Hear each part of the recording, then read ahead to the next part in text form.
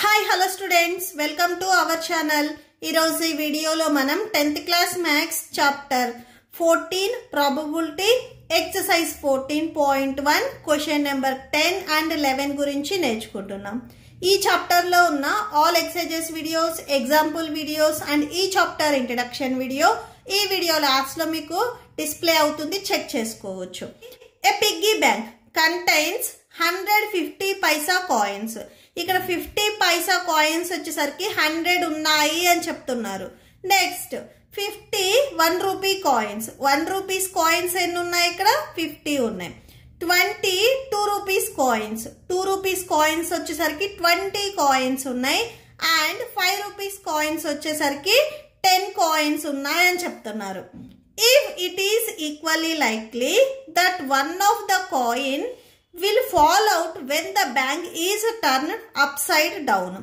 ఈ piggy bank up side ని down side turn చేసినట్లయితే అందులో నుంచి ఒక కాయిన్ అనేది బయటికి వచ్చింది. ఆ కాయిన్ 50 పైసా కాయిన్ అవ్వటానికి ఎంత ప్రాబిలిటీ ఉంది? Will not be a 5 rupees coin. 5 rupees coin కాకుండా remaining coins 50 paisa, 1 rupee and 2 rupees coins లో ఏదో ఒక కాయిన్ రావటానికి ప్రాబిలిటీ ఎంత ఉంది అనేది మనం ఫైండ్ అవుట్ చేయాలి. Okay, so first of all మనకి ఏ కాయిన్స్ ఎన్ని ఉన్నాయి అనేది ఫస్ట్ ఒక ఐడియా ఉండాలి. ఫస్ట్ మనం అవి రాసుకున్నాం.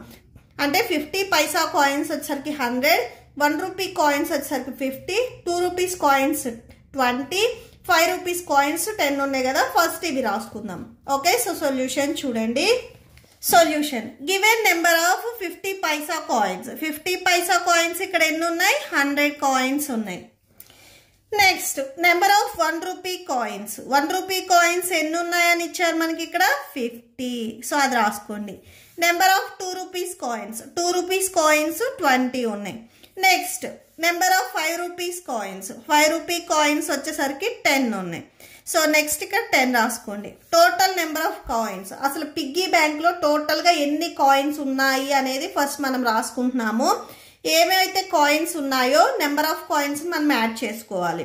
Okay, so 100 plus 50 plus 20 plus 10 ఈ 4 కాయిన్స్ నెంబర్ ఆఫ్ కాయిన్స్ మనము యాడ్ చేసుకుంటున్నాము. యాడ్ చేసుకుంటే 180 వస్తుంది. అంటే టోటల్ నెంబర్ ఆఫ్ కాయిన్స్ వచ్చేసరికి 180 అవుతుంది. సో ఇదే మనకి టోటల్ పాసిబుల్ అవుట్కమ్స్ అవుతుంది. సో ఇక్కడ రాసుకోండి. Total possible outcomes.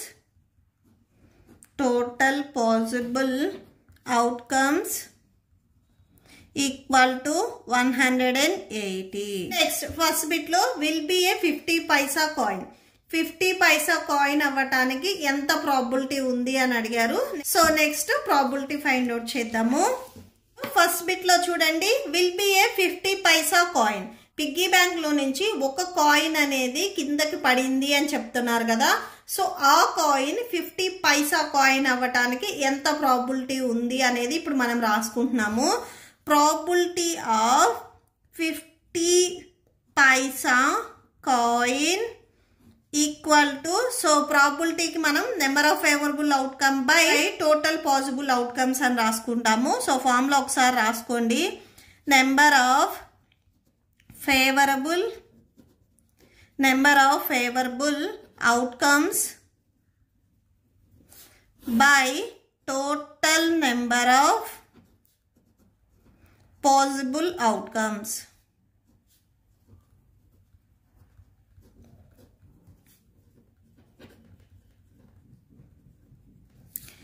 So number of favourable outcomes ఏవైతే 50 పైసా కాయిన్స్ ఉన్నాయో అవి మనకి ఫేవరబుల్ అవుట్కమ్స్ అవుతాయి. ఇక్కడ 100 ఉంది. సో 100 వచ్చేసరికి మనకి ఫేవరబుల్ అవుట్కమ్ అవుతుంది. So 100 by total number of possible outcomes 180. Cancel అవుతుంది కదా, క్యాన్సిల్ చేయండి. So 0 0 cancel, 2 5s 10, 2 9s 18. So 5/9 వచ్చేస్తుంది. సో ఇక్కడ రాసేసుకోండి 5/9. therefore అని ఒకసారి కన్క్లూడ్ చేయండి. Probability of 50 paisa coins equal to 5/9. Next దీంట్లోనే second bit. Next second one will not be a 5 rupees coins. 5 rupees coins కాకుండా రిమైనింగ్ కాయిన్స్ లో ఏదో ఒక కాయిన్ రావటానికి ఎంత ప్రాబిలిటీ ఉంది అనేది రాస్తున్నాం ఇక్కడ మనం. First number of coins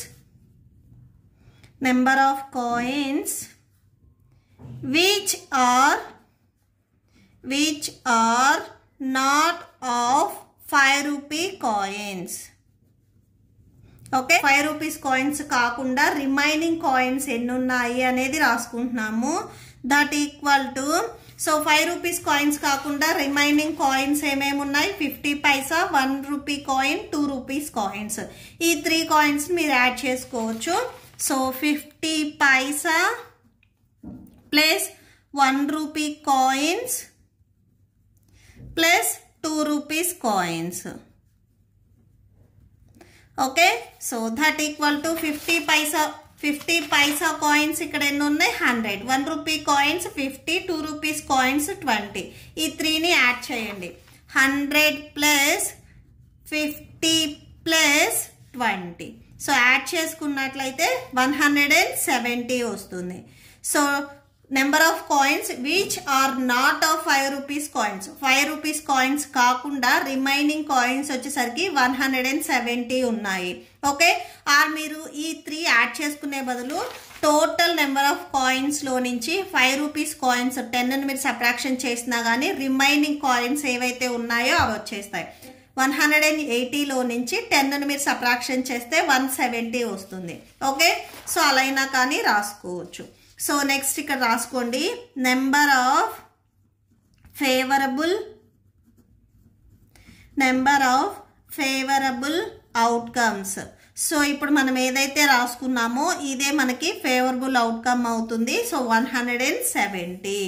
so probability రాసుకుందాం. Next probability of that the coin, మీకు మీ స్కూల్లో ఏంటంటే P of E అని చెప్పొచ్చు. నేను రాసే వర్డ్స్ రాయకుండా మీరు E అని రాసుకోవాలి అంటే let E be the event అని చెప్పేసి సో అది రాసేసుకొని ఇక్కడ నేను ఏవైతే వర్డ్స్ రాస్తున్నానో ఆ ప్లేస్లో మీరు క్యాపిటల్ E రాసుకోవచ్చు. Okay, so probability of that the coin so will not B 5 rupees coin. So 5 rupees coin కాకుండా ఉండటానికి ప్రాబిలిటీ. సో ప్రాబిలిటీ ఫార్ములా ఒకసారి రాయండి. Number of favourable outcomes by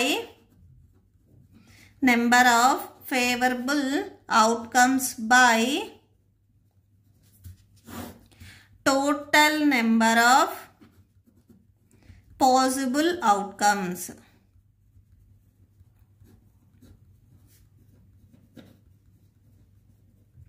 okay, so favourable outcomes ఇప్పుడే మనం రాసుకున్నాము 170. So piggy బ్యాంక్లో టోటల్గా ఎన్ని coins ఉన్నాయి? 180. సో బై 180 రాయండి. క్యాన్సిల్ అవుతాయి కదా, క్యాన్సిల్ చేయండి. 0 0 క్యాన్సిల్, 17/18 వస్తుంది. 17/18. సో ఇది కూడా ఒకసారి కన్క్లూడ్ చేయండి. Therefore probability of that the coin will not be 5 rupee coin equal to 17/18. Okay, so that's it.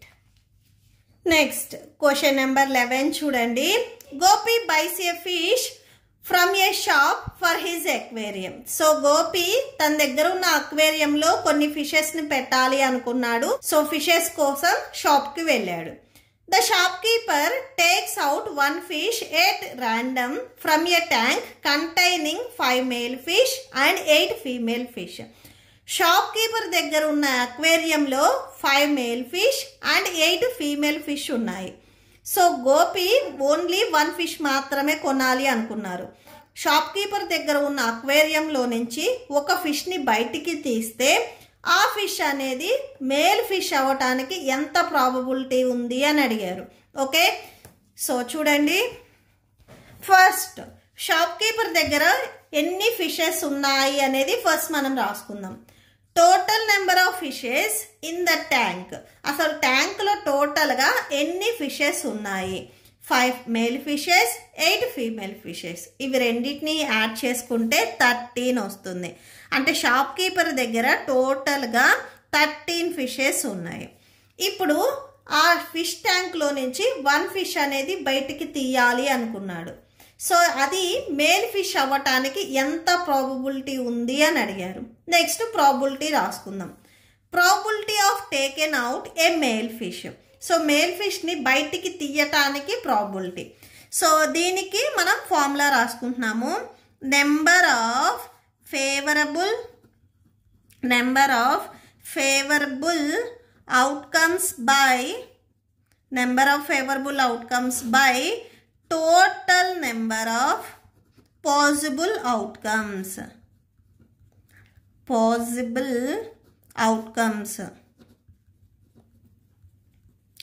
So number of favourable outcomes ఇక్కడ మనం మేల్ గురించి చెప్తున్నాం కాబట్టి ఎన్నైతే మేల్ ఫిషెస్ ఉన్నాయో అవి మనకి ఫేవరబుల్ అవుట్కమ్స్ అవుతాయి.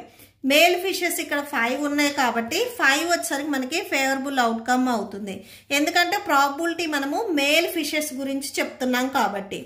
Total number of possible outcomes male and female fishes రెండింటిని యాడ్ చేసుకున్నట్లయితే 13 వచ్చింది. ఈ 13 వచ్చేసరికి total number of possible outcomes అవుతుంది. సో 5/13. మీకు వాల్యూస్ ఏమన్నా క్యాన్సిల్ అవుతాయా? క్యాన్సిల్ అవ్వవు.